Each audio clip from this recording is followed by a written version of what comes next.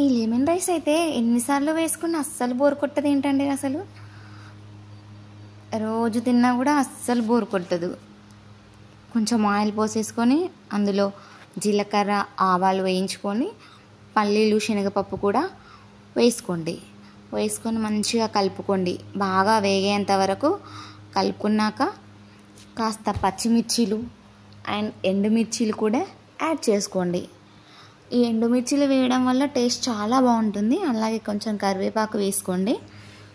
కరివేపాకు వేసుకొని కొంచెం టీ స్పూన్ పసుపు వేసుకోండి. పసుపు వేసుకొని బాగా కలుపుకోండి. మీరు ఇలా కూడా చేసుకోవచ్చండి. ఇలా వేగేటప్పుడు ఇందులోనే మనం లెమన్ పిండుకున్నాం అనుకోండి, అలా కూడా టేస్ట్ బాగుంటుంది. లేదా మనం రైస్లో కలుపుకొని పోపేసుకున్నా కూడా చాలా బాగుంటుంది. ఇక రైస్ అయితే వేసుకుంటున్నాను. రైస్ వేసుకొని బాగా కలిసేట్టు కలుపుకోండి.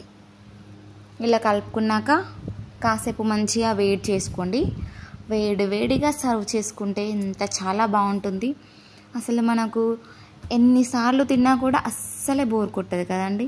ఈ లెమన్ రైస్, ఈ పోపన్నాలు ఏమీ లేనప్పుడు చలన్న మిగిలిపోతుంది చూడు, అప్పుడు వేసుకొని తింటాం కదా, అబ్బా ఆ టేస్టే వేరండి. చాలా బాగుంటుంది. నాకైతే చాలా చాలా ఇష్టం ఇలా వేసుకొని తినడం అంటే. ఎక్కువ నేను రైస్ కర్రీస్ కంటే ఇలా పోపు వేసుకొని తినడానికే ఇష్టపడతాను. ఇందులో మీరు లాస్ట్లో కొత్తిమీర కూడా యాడ్ చేసుకున్నా చాలా బాగుంటుంది. కానీ నేను మాత్రం యాడ్ చేసుకోవట్లేదు. నాకు ఎందుకో కొంచెం దీని టేస్ట్, ఒరిజినల్ టేస్ట్ మిస్ అవుతుంది కొత్తిమీర వేసుకుంటే అనే ఫీల్ వస్తుంది. మీరు కావాలనుకుంటే వేసేసుకోవచ్చు. అలాగే మంచిగా వేడి సర్వ్ చేసుకొని ఇలా తింటే నా సామి రంగా భలే ఉంటుందండి. నాకైతే చాలా బాగా అనిపిస్తుంది. చూసారు కదా లుకింగ్ ఎంత యమ్మీగా ఉంది. నేనైతే తినేస్తున్నా. చాలా టేస్టీగా ఉంది.